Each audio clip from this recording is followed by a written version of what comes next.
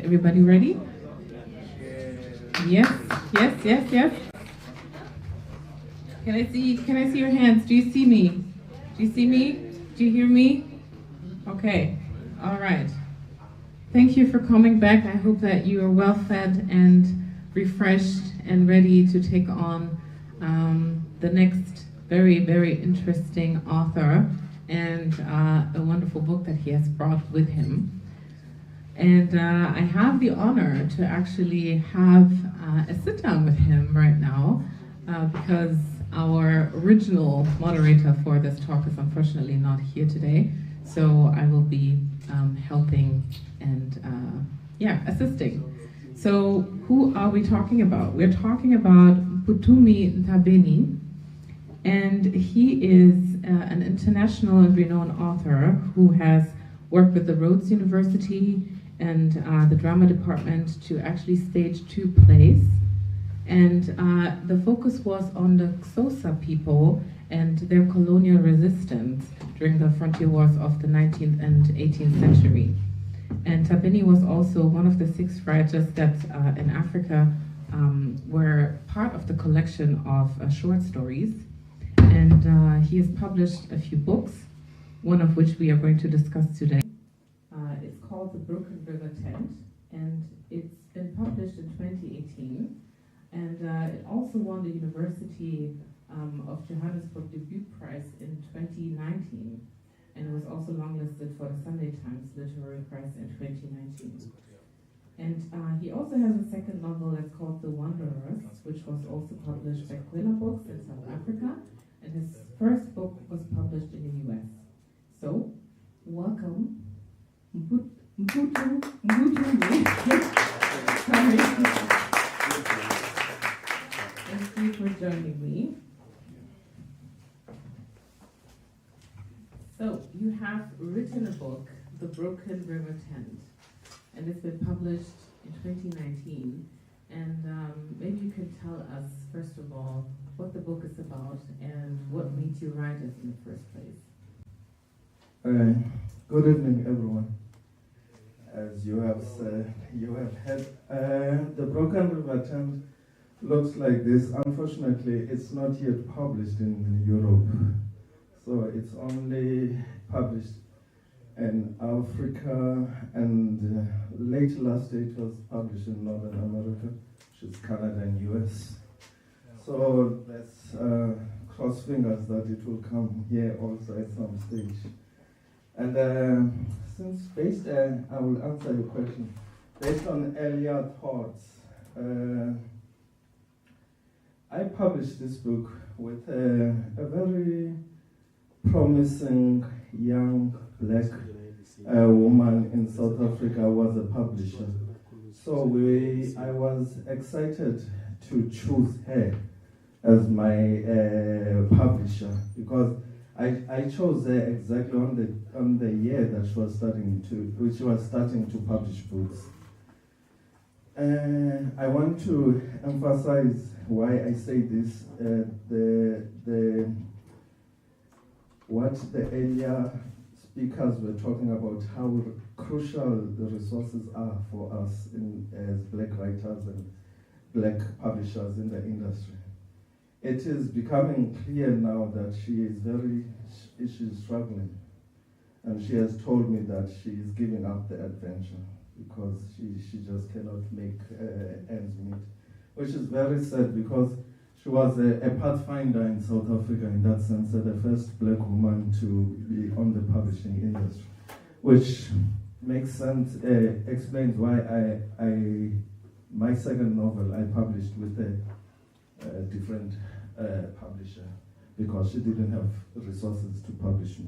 So I was trying to agree with you that in this industry the resources are really crucial, because we had hope when she started that, and I mean she published about 13 books already, and then 4 years after that she has gone down.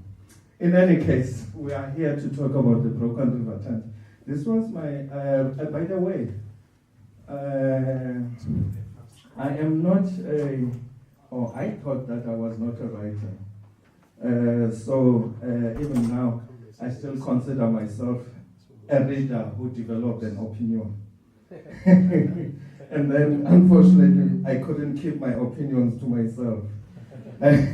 So I ended up publishing them. But the interesting thing why I published them here is that there's a strange thing in South Africa that we were never taught our history. Like literally, if you go to South Africa, even now, my kids in this generation, the only thing they know is that Mandela, it's as if our history started in Mandela and then upwards. What happened before, nobody wants to talk about that. We probably know, I saw some English faces here, because I spent a little bit of time in the UK. And in the UK, one of the things I noticed is that nobody wants to talk about the colonial mischief that they did all over the world, in particular South Africa. Even today, if you ask a person from the UK, so how many wars have you fought around the world? Okay, we know what they did in India, what they did, and then, but very few people know that the longest wars the English have fought, they actually fought with Amaxhosa in the Cape Colony. 102 years before they could take away that land. It took 102 years. You would only know about the French, Anglo-French, it took 100 years and all that stuff. This book, this is about that history. And I have written it as a historical novel. I have reasons for that again. When I was in the UK, I lived, I found out in particular in Scotland, I encountered our history there for the first time. The history I did not know myself. Because, okay, we know about the British soldiers and all those things, but what we sometimes forget is that there were ancestors, the assistants, the missionaries, they are unofficial assistants. And the Presbyterians in particular were the ones who went to the Cape Colony. So all the archives of that are there in Scotland. And that is the first time I encountered this history myself, which starts as early as 1789, I think. And it felt like it's something I needed to do, because I was then married to a Scottish woman with whom I had 2 children with. Unfortunately, she died early this year. So it actually, and the reason why I want to discuss this book with you is because I am currently writing a book 2 of it. The book 1, in this one, I am concentrating more on the wars and the clashes of wars. Amaxhosa with the British fought 9 major wars. We call them in South Africa frontier wars. And out of those 9 frontier wars, there were 5 of them were led by a Xhosa prince. He was actually born into it. The second frontier war, he led. And the one just before the last, that's when he died. So he led Amaxhosa in most of all the 9 wars, but in particular 5 of them. And this book tells his story. And in this book, he comes in a dream form. I don't want to reveal a lot about it. He comes in a dream form from a young man who had stayed in Europe for too long, in UK and also Germany, by the way, in Berlin. So he comes back to South Africa around about the time that Mandela is becoming a president, and he feels alienated from his people. And then there is this ghost of Maqoma, the prince that fought the frontier wars, tries to educate him about his identity and all that stuff. So this book is about that. The second one of it, which I call The Marked Men, it concentrates now on the clash of spiritualities, which is the religion, how the Christian religion came and clashed with the Xhosa spirituality. So you remember I said this one is mostly about war. That one is a little bit more theological, philosophical, whatever. Wow. So you're going through.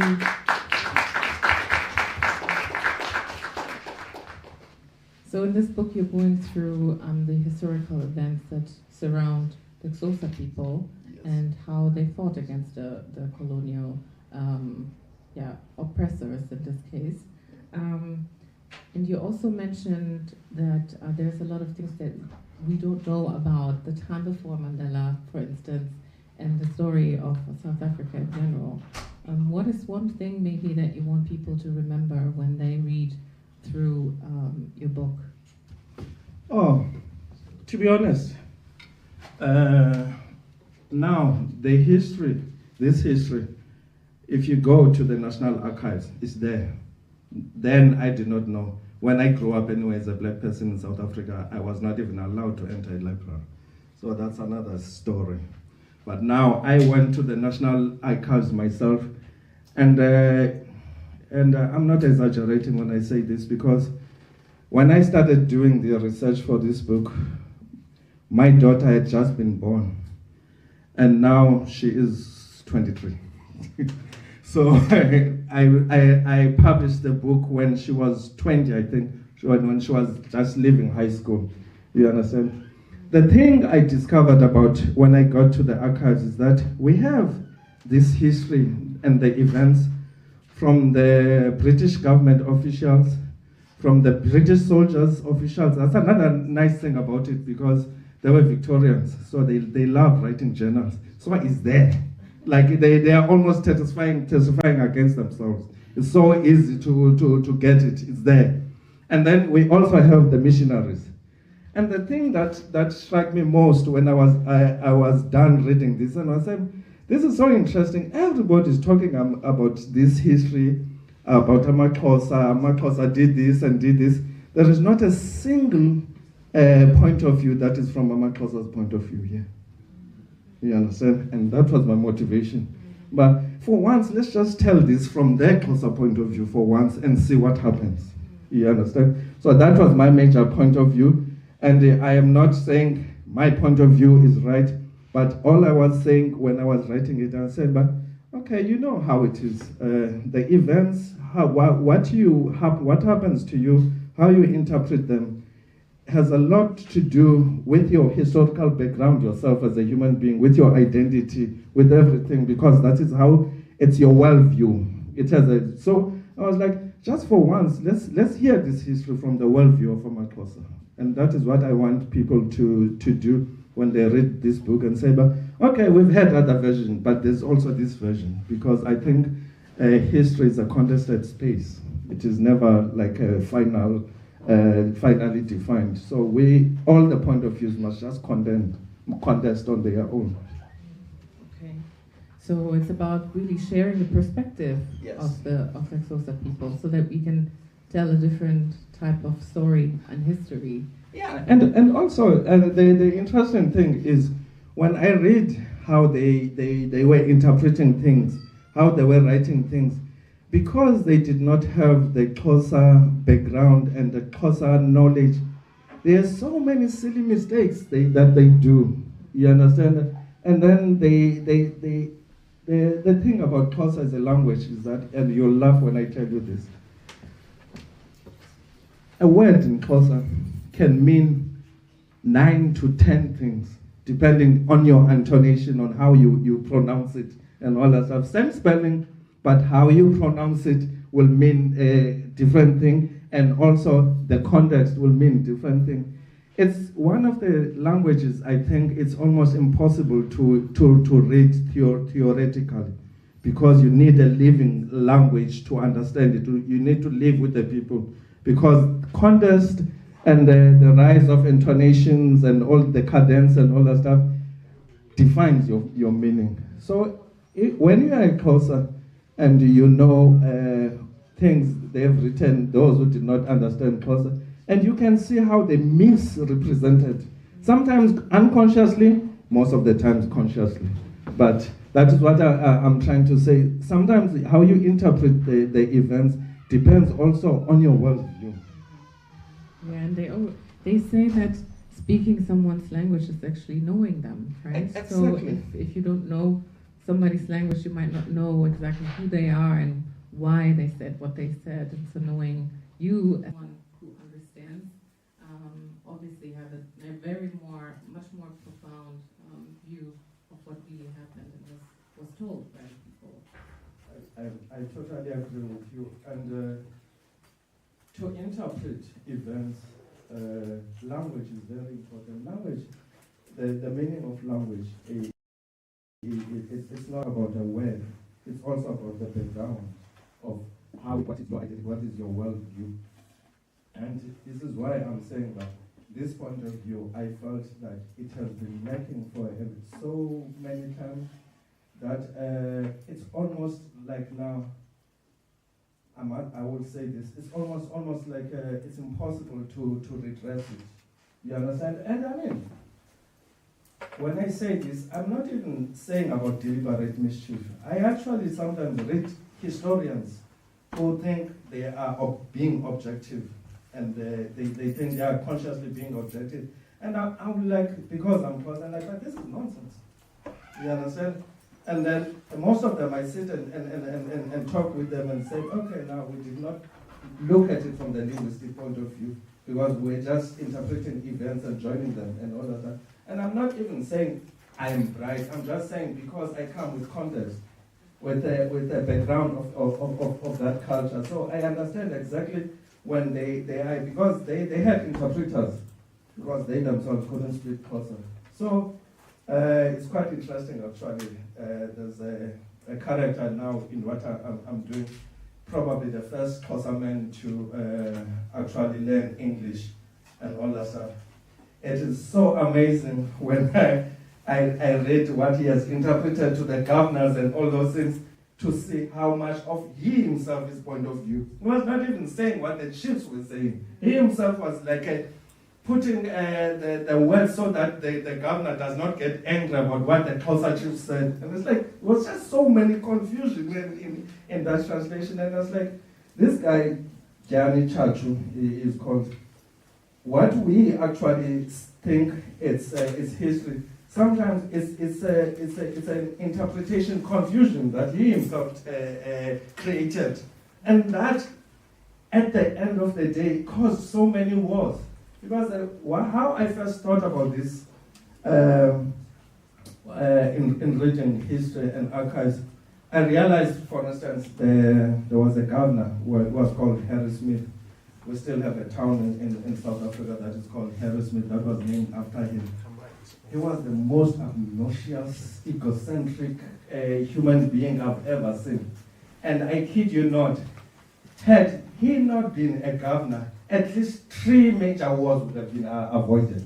At least 3 major wars would have been avoided. So it was so amazing to me to learn this, that a character of history itself depends on a character of an individual.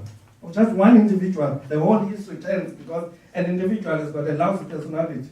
And then like all of a sudden the history changes. And that was my first time I started looking at history that way, because I had always thought history was an occurrence of events after events. I've forgotten the human element in history. Like for instance, if you are going to ignore the personality of Napoleon, you will never understand what happened in those wars, in the Napoleonic Wars. Yet you will be surprised how many of it perhaps could have been avoided had it been a sensible person that was on the position of power. So I had never before thought about that, and like as I said to you, I'm not trained, I don't know if people are trained as writers, but I never even saw myself as a writer. As in actual fact, the field I'm trained in is architecture. So that's the only thing I know better that I'm academically trained with. The writing part I had to learn from reading myself. And you mentioned earlier that you took basically 20 years for this book to get published. Perhaps I was exaggerating because I was not reading the archives full time. I would always read them when I have time. So, but then it took me that 20 years to finish the process. That's what I'm saying. Had I had some time in myself, perhaps it would have taken lesser if I was a full-time writer or a full-time academic. It's just that I did not have time and the kids kept coming and I had to I had to look after number one. And so, I mean, that's the thing I like about being a husband or a father. It makes you practical. So you forget about nonsensical dreams. I want to be a writer. What for? Just the kids are hungry now. The nappies need to be bought. To be bought. So life kept happening. So I kept postponing things. But whenever I would find time, I would go to the archives, do some work. And so I was always. My wife hated the Scottish weather. It's the reason why when she came to South Africa. So I would be always forcing her, even during the UK winters, and she hated that. But she knew that what I was trying to do, because I wanted to visit the archives. And yeah, you understand? Yeah. And speaking of the archives and your research journey, maybe tell us a little bit about how that was. How difficult was it to get to the right literature, to also get to the heart of the story, to even find the stories themselves? It was almost impossible, to tell you. And I hope there are no academics here. It's almost, I could not believe how difficult they make it for you to get into their archives if you don't have an institutional card. You have to have an institutional card and all that. And I'm like, shouldn't knowledge be free? Tell us, what does it mean to have... like, say, an academic, you must be a historian with a...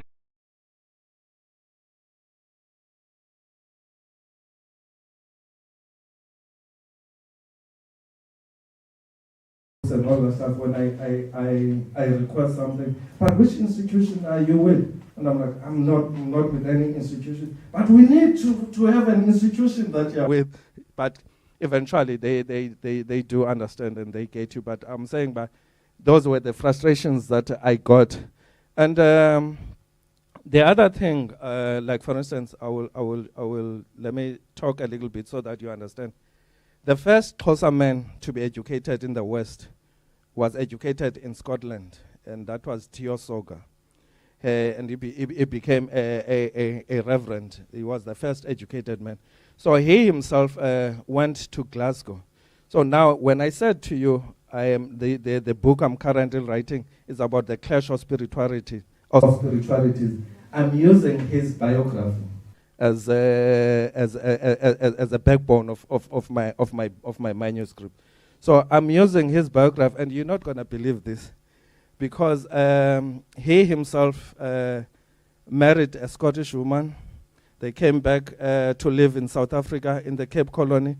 He died very young at 42, which was very sad. But what the two of them accomplished, you would not believe. They had 5 kids that lived. They had the other 3 did not live.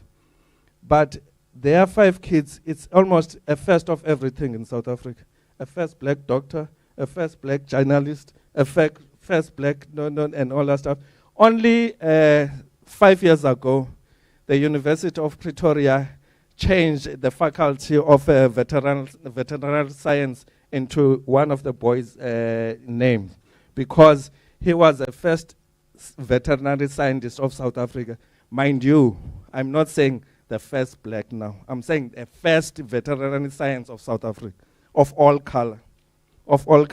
But before 5 years ago, it has always been on the books that a certain Mr. Stewart, which actually Jotelo Soga happened to work for, was written as the first veterinary science of South Africa. But then now we realize that Dr. Stewart was actually born in Scotland, so you cannot call him a South African. So the actual first veterinary science of South Africa was Jotelo Soga, the son of Tio Soga. So just to wrap up this, because I'm trying to answer that question you were saying about the archives. So Tio Soga, there's a new thing now in South Africa. Even Mandela is a sellout now. We think he was a sellout. People are angry in South Africa because the freedom that we thought was our hope has not borne much for the majority of the people, because we gained political freedom, but nothing else much. The economy still remains as it was in the apartheid years. And so there's a growing radicalism that is happening in South Africa now, especially on the young black. And this is the reason why last week we were voting and the ANC lost its majority for the first time. You understand that? Because the young in particular are very angry. So they were sold a rotten dream, they feel. And it's so sad in a sense that because I'm a little bit older, I still believe in the mandate of the ANC. I think the leaders of the ANC are the ones who betrayed that mandate. But now the young, I don't care to listen about those things. They just want the ANC out.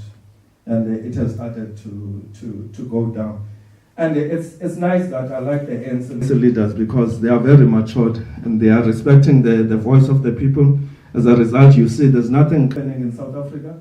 We are going for a coalition government now for the first time since 1994. And the ANC has accepted that. But perhaps their time has passed. You understand? We need new leaders. My worry is the kind of leaders that we need that are showing up, but that's a topic for another day.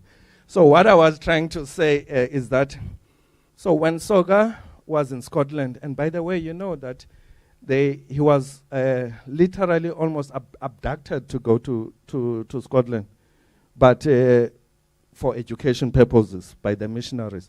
He was 14 and a half years when he went there. You can imagine a young black boy in Scotland in the Sea of White in 1831. Does not know anybody. Is there. And the funny thing is that nobody ever thinks about him as a human being, the depressions and all that stuff that he lived under, because I mean, let's be honest, there was a lot of racism then. So he himself lived on that, but fortunately he wrote a lot of journals because it was the only way he could survive and cope. So he wrote journals. And then during the First World War, one of the journals got lost when his archive was transferred from Glasgow to Edinburgh University. I'm still looking for that volume 2 even today. And with other historians, I would be so happy if I can get my hands in that volume 2 before I publish my book. It will be the nicest thing that happens in my life, to be honest. But what I'm trying to say is I'm coming back to that question of yours about the access to archives. And I had to, because there's nobody who has done this before. So I had to start from scratch. You see, sometimes it's easy to write about personalities or the histories that had already been written. Well, but because this one, nobody has done it before. And don't ask me why. It's so bizarre to me that nobody has done it. And then now this is the point I was even trying to make. It only occurred to me sometime in January after I buried my wife that perhaps I was meant to do this because Soga himself was married to a Scottish woman. It had never occurred to me that we had those similarities and we were born almost on the same village in the Cape Colony. And those things, I only started putting one and one together. It's like, oh, now I feel I have a sense of purpose. A beautiful one. And by the way, we also have time for questions in case anyone would like to ask something, feel free to raise your hand and then we can bring the microphone to you. So lots of parallels there and good inspiration for you. And one thing also I'd like to understand maybe from your point of view, you live in Cape Town and so you're surrounded by today's reality and you've basically gone back into the past to see, to connect the dots. And I wonder what does that do to you as well now, living in reality, looking at what has happened before colonialism. What do you say about that? That's a very interesting question, and I like it. Nobody has asked me this before. And as a result, I'm going to be very frank with you. Reading our history made me furious. It made me furious. I got headaches. That's how mad I was. It made me furious. And it's part of the reason why I knew that I could never be objective writing this. So I can only write it from my own point of view, not as history, not being objective. And by the way, I don't even believe that historians themselves are objective when they write history, but that's a story for another time. You understand? But then what I've discovered now is that even on my tone of writing, I think that's what getting old gives you, that kind of maturity. And I don't feel it affects me the way it affected me at first. I have created some kind of distance between myself and the information now. That ability I lacked when I was writing the first draft of this book. I started gaining it, even though it also helped that I did not immediately publish it. I worked on it for a long time, and then I could feel that distance create, because as a writer especially, you need that distance from yourself and your work. It's like, don't take everything personal, so damn personal all the time, which I was initially. But even that anger actually helped me, because it gave me energy to go on, to want to know more on how things went. And it just gave me energy sometimes to be in dialogue with history, if you know what I mean, what I'm trying to say. But because this dialogue of history, I felt that my people are not in this dialogue, and yet people are talking about them, but we are not part of it. People are talking about us without us. I like these new slogans now, nothing about us without us. You understand? I did not understand those things now. Now I know them better now. But there's also, I don't know if I'm implicating myself in things that I don't feel, but I just feel there's in this one, the new book, there's kind of a quiet wisdom into it. Whereas this one is a little bit propulsive. I could feel my anger behind the words. But this one, I feel it's not part of me, although it is part of me, but I don't know how to explain this. Yeah, but I think I've grown a little bit. That's all I can say. I've grown a little bit. So you've grown in regards to your emotions and your view of yourself and your own story as well? Yes, actually, almost all of them. Okay. I've grown intellectually, I've grown emotionally, the view of myself, and also the view of my country. And not just my country, the view of the world. And yeah, I mean, I will kid you not. In Cape Town, there was I'm just going to make an example. A few weeks ago, there was a ship that was coming from Turkey, and it was carrying live animals. And the whole of Cape Town CBD was stinking because of that. Apparently, they had not washed the pens where the animals were. So that stink lasted for about 2 to 3 days. And everybody was like, you know how we are, whatever, liberals and all that stuff. So we're like, detain this ship. They are cruel against the animals, which was good, because they needed to clean. They cannot keep animals like that. They needed to clean that. And the ship, the South African official detained the ship until the pens were clean. But the point I'm trying to make is that The last time when I was in London, I was still living there, and I had gone from the British Museum, and I had read on the archives something about how when the slave ship came, you would smell the stink 3 days before the ship lands in London. And then I realized then that I would never be able to live in the Western city. You understand? Because I cannot unlearn that. I realized that I cannot unlearn that, and then I will always be angry. And then that's when I realized, because my wife had always wanted us to go back to South Africa. And then that's when I realized, but I think she's right. And mind you, Cape Town itself was a platform of slavery. And it happened a lot. There is even next to my office a tree stump that was a slave tree where they sold other human beings there. But they cut down the trunk. So whenever I eat my lunch at the office, I like to sit on that bench because I like to remember where I'm coming from. I like to know and understand the price of my freedom. I don't want to take it for granted. You understand?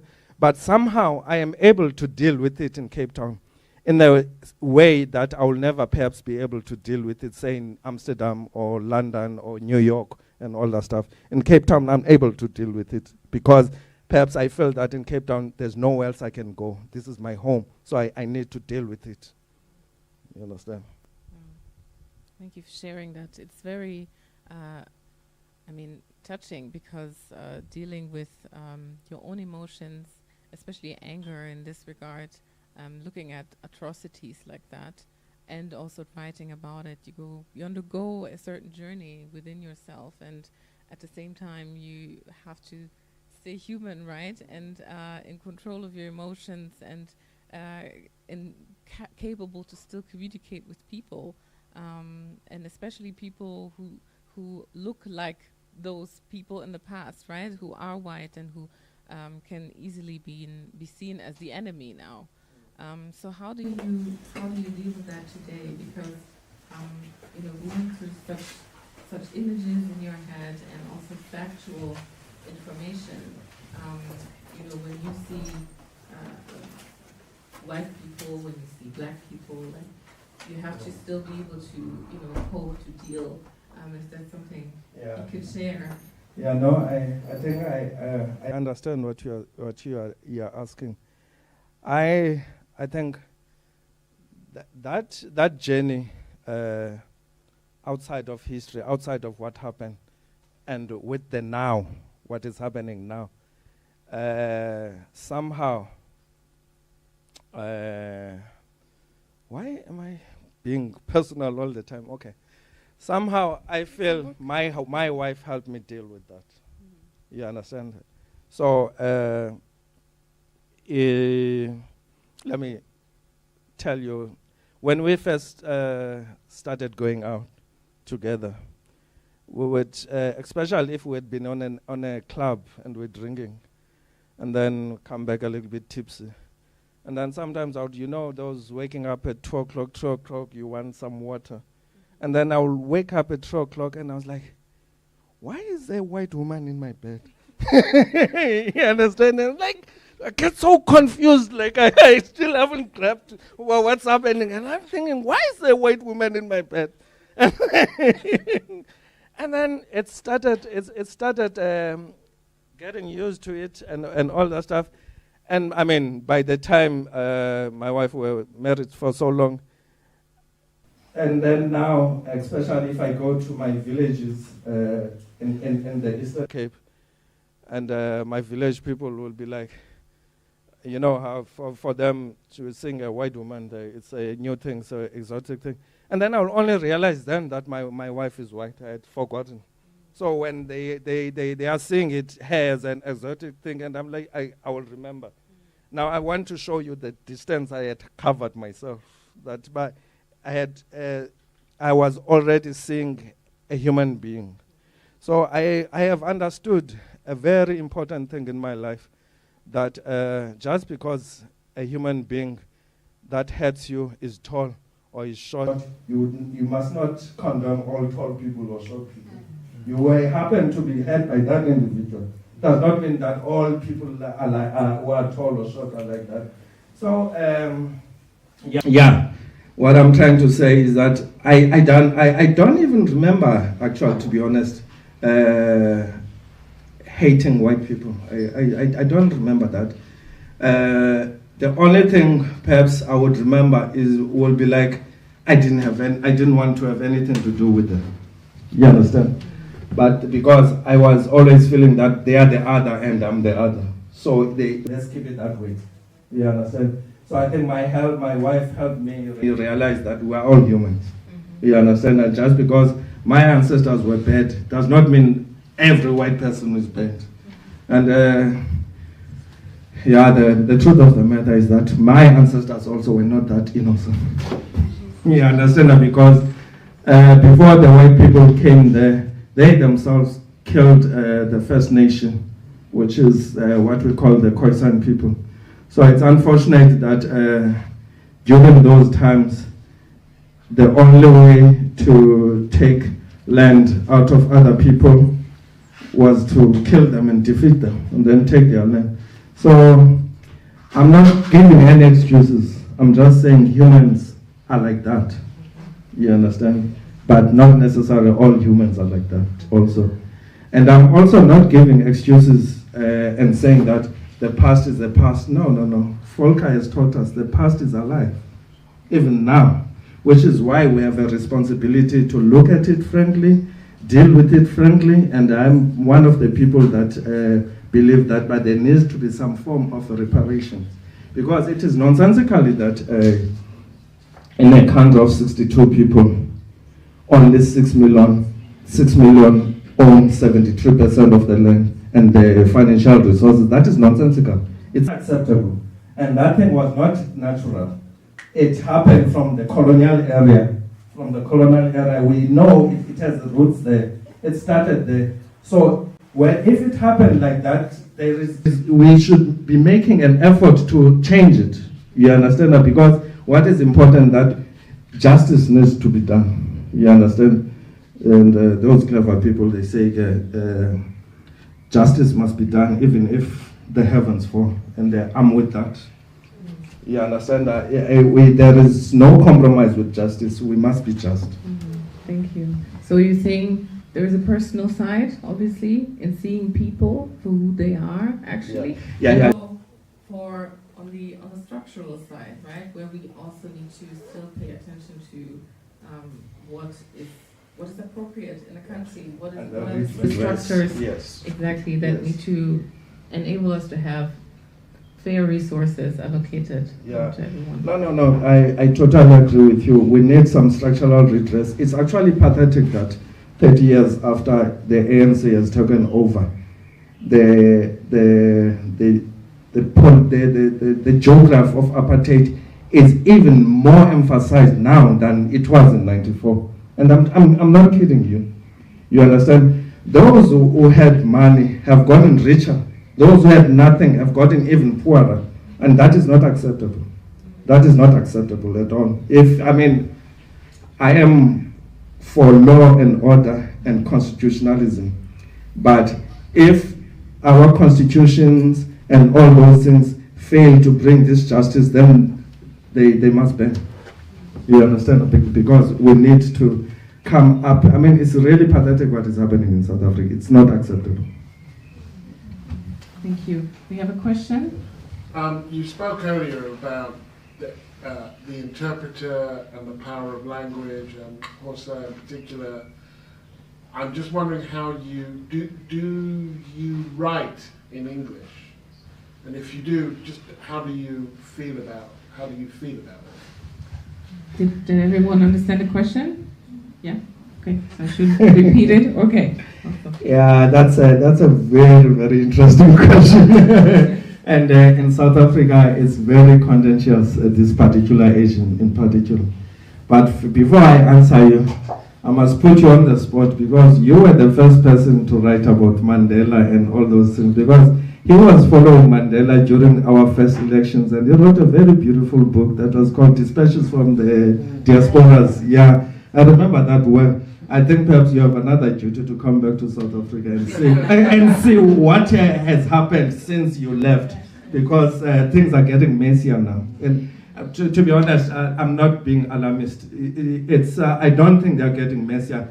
I think we diluted ourselves too much, and we put wallpaper over cracks, and we didn't look into things properly. It's only now we're starting to look into things properly.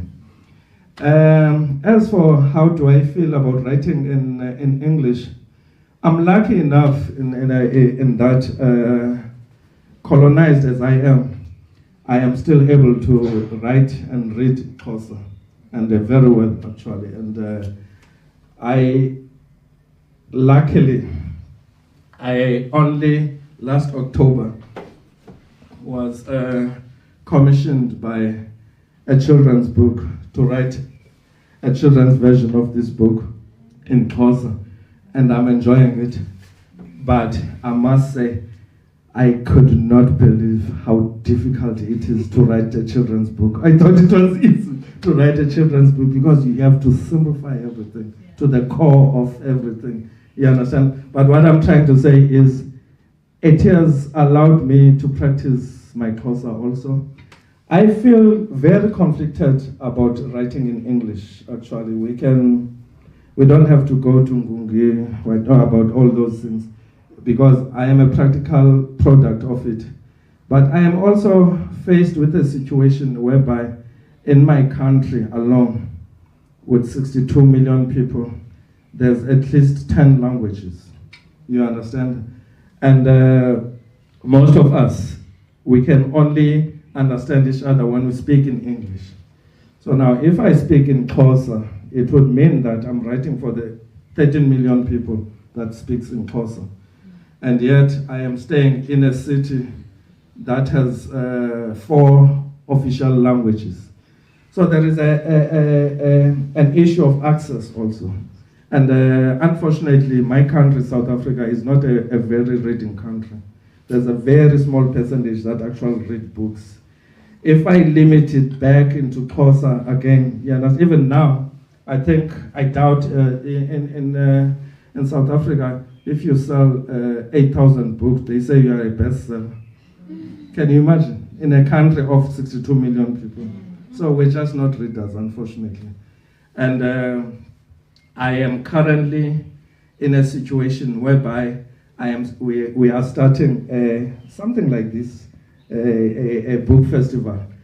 But our motto on that one, we are saying that improving and encouraging reading for pleasure. Not even for academic, just reading for pleasure. Because the interesting thing about the Cape Colony where I was born is that it was the first black literature of South Africa comes from there. And of course you would know your Bantu and your Mandelas. But even before them, there were your Jabavus, there were your Sogas. You understand? All the home of black literature in South Africa is my area. And we were lucky enough also this year to be recognized by UNESCO. So our main city, which is East London, is now the second literature city in South Africa. So now it's Durban in East London. So we will be doing this book festival in East London to celebrate that UNESCO thing, you understand? But I like that. I am conflicted, as you can see, about my use of English. But I also like talking, not only because when I write in English, I am writing so that my Tswana speaking fellow can understand me. My Zulu speaking fellow can understand me. My Khoisan speaking fellow may understand me. But I think the native languages that have been almost destroyed by the process of colonialism need to be revived. So I'm looking at a way of doing a dual thing. So, and it's deliberate that I might be writing in English, but the books, especially the children's books, I want to write. I'm writing them in Xhosa, and even that it's not something I thought about because I was clever.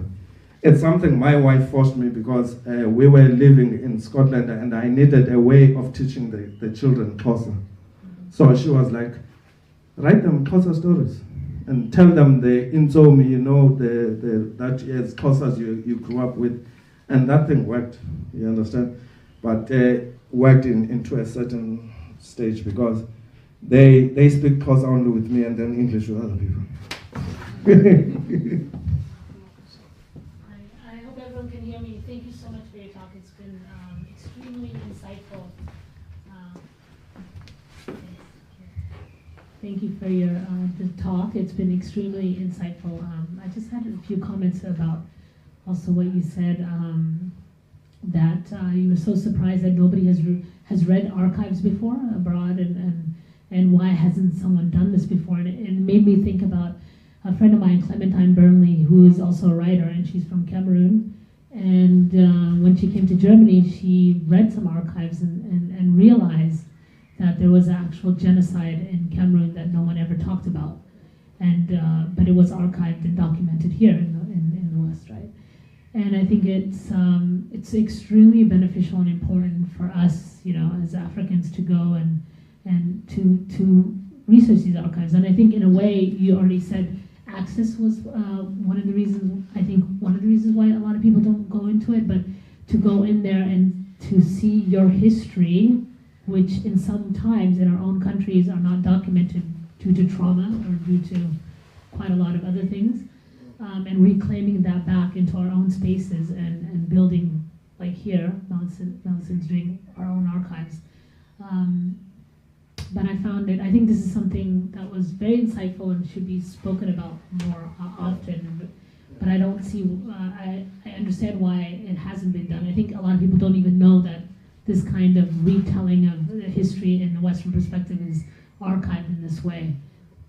I totally agree with you. And you know, just to add on your point, what I discovered, and people please don't think that I'm bashing historians.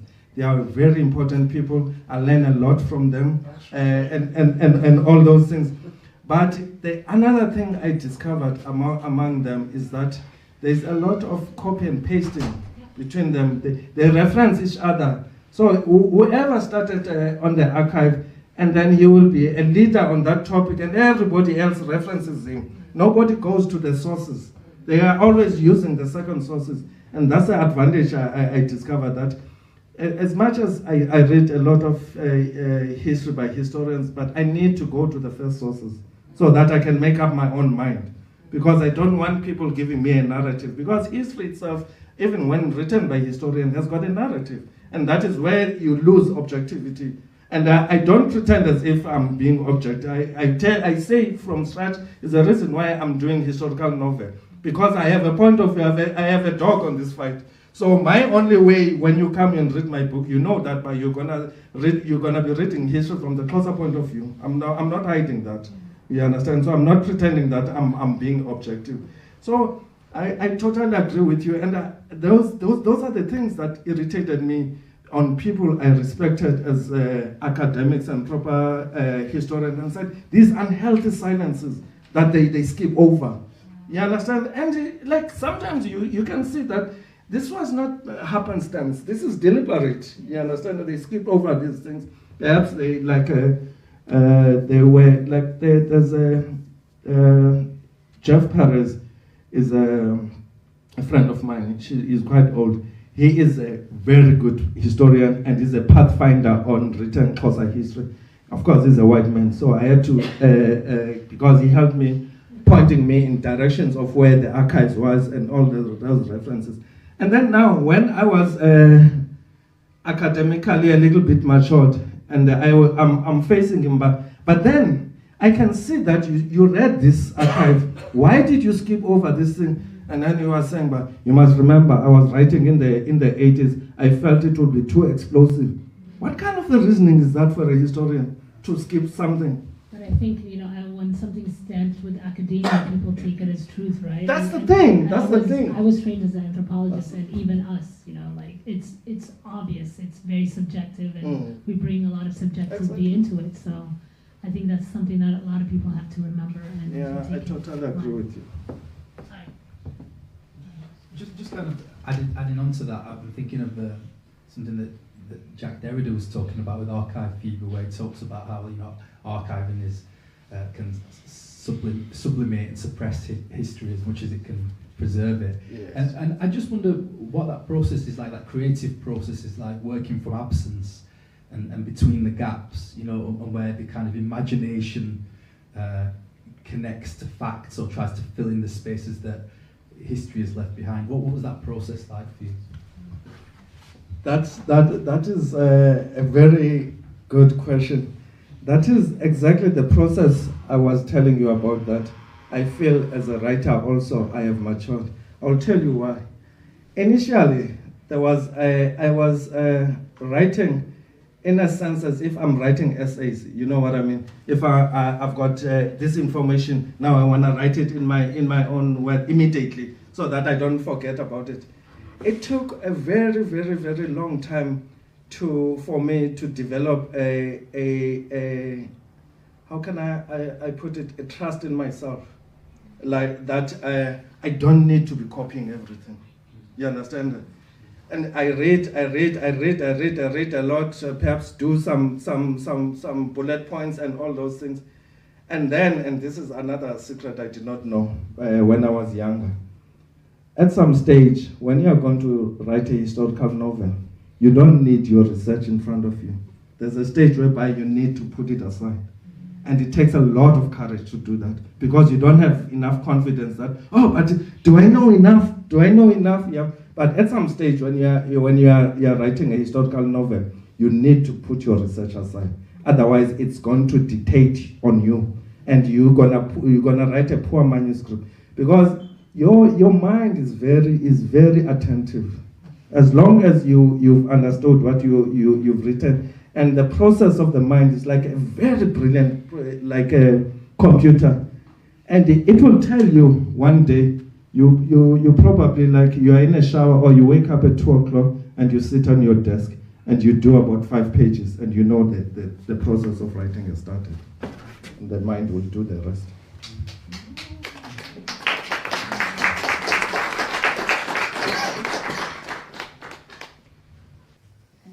Thank you so much for sharing your stories with us. And I really liked the way you are being honest, authentic, and also to see that you are being very vulnerable. Can we please clap for me?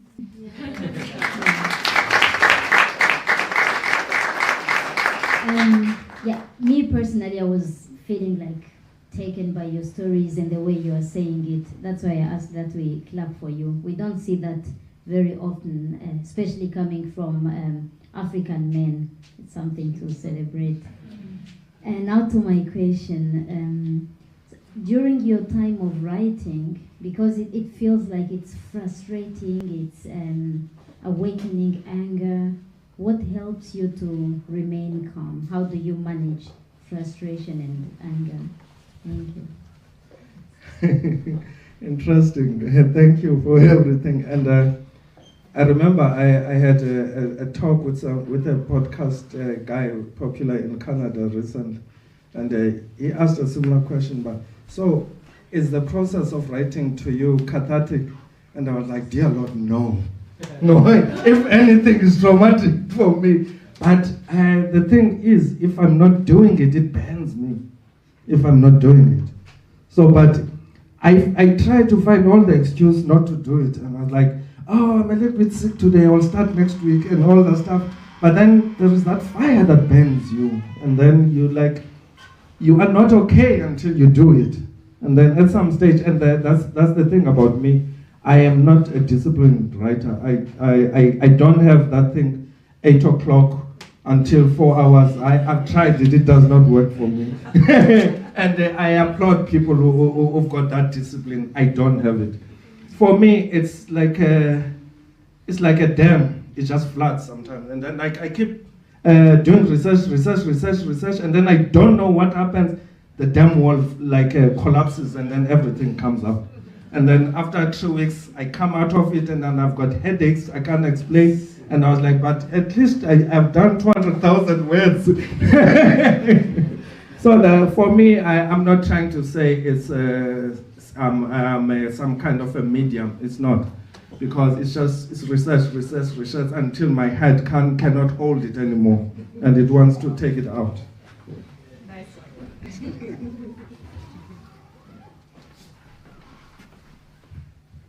Thank you so much, and thank you for all the questions. We've come to the end of our time. Unfortunately, it's so fast. Sorry, I talked too much. We had planned that I was going to read for you. Yes, but the book is here, as we heard. So if anyone's interested, you can go to the second floor, and you can get a copy of the book there. Is there? Yes, I see you already using the microphone. I wanted to, that issue about my sister having problems and all that stuff. So, sorry, I couldn't bring you copies. I ordered them from her. It just on the last day she was only I could see that she doesn't have copies. You understand? It's so unfortunate. That's why I was saying, but perhaps very soon we might have a European version. But if you can order it on Amazon, right. So I've been told by people in the West, it takes less than 3 days to arrive from Amazon. You understand? Because now, believe it or not, even people in South Africa, to get it, they order it on Amazon. Which is so ridiculous. So it's difficult to get it now. So you have to order it, either take a look or Amazon. At least 3 days after that, you will get your copy.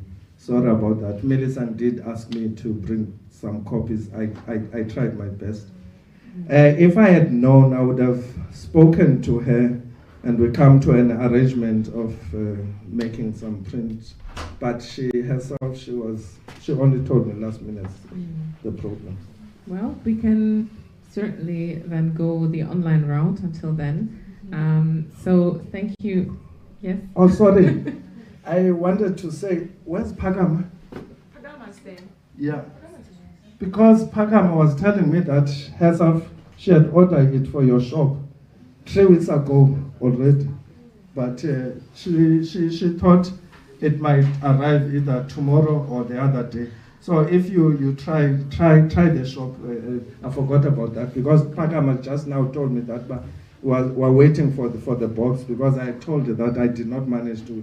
And then she said, but she ordered 3 weeks ago from the copies. So we might be lucky that by the time the festival ends, there's some copies. Okay.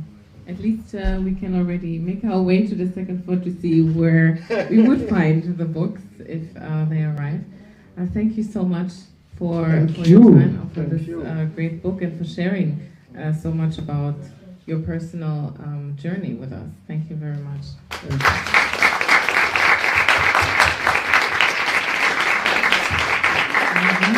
So we have come to the end of today's agenda, and there's one more thing to do, which is to cheer and to dance and to let loose, and to also not do it too long, because tomorrow we have a second day. And yes, I thank you very much, everyone, for joining us and for staying here, and for paying attention, for asking questions. And I hope you will join us again tomorrow and after tomorrow. Thank you. And we have one more thing from our host, Melissa.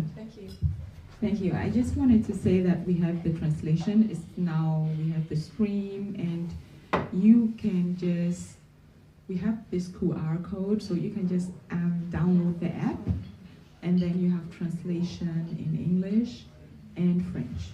Yeah, so for the people who wants to listen to German, that means you then go online and then you can hear everything. everything that is spoken in English, you're gonna hear it in either in French or German.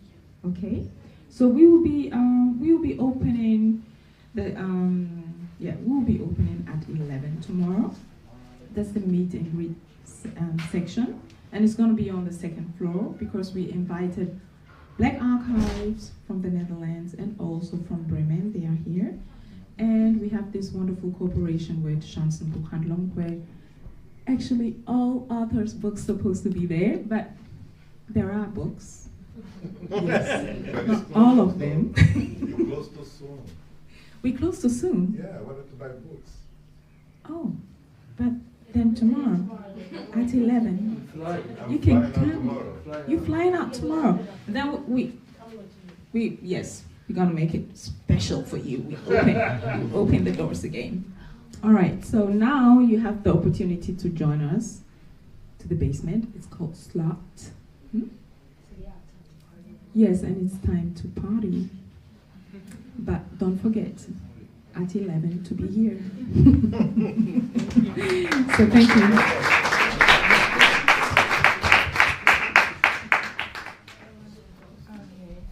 It's red, so it means we have to buy battery. I was great. You know, look at this. I studied in it. So I lived in Scotland, and I was actually started out to Arca. So I used to know.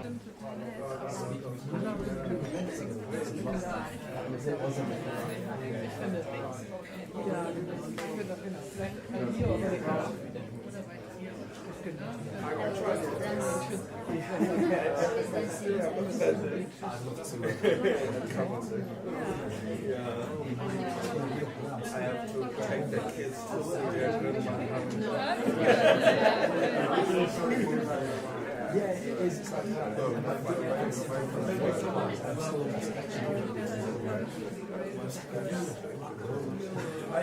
you are living tomorrow.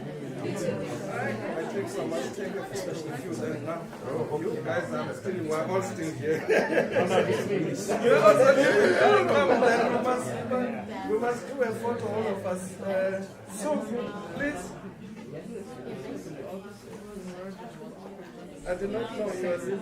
Let me take this up. I just try to. Yeah, all of us are not taking pictures.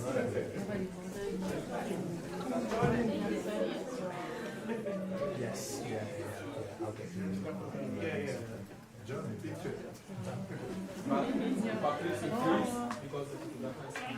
Oh, okay. We will freeze. The only little person, you're the only little person. It's fine, Maurice was okay. Not bigger and bigger. Let's see how they make it happen.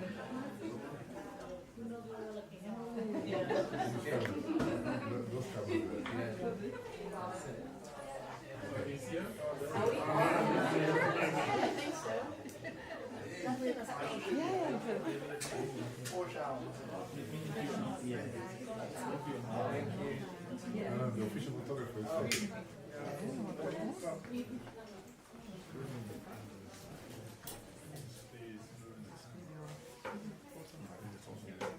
Hat's geklappt? Ja, hier ist ein Video gerade, es soll ja Foto sein. So, jetzt. Ich will jetzt gerade ein paar mehr. Yeah, it was a risk. It was a risk. I don't really know how I was going there. Okay, you have to take it. Mr. Rob, Mr. Rob. Oh, by the way, yeah. All right. I felt that it was something that you would be aware of. Sorry.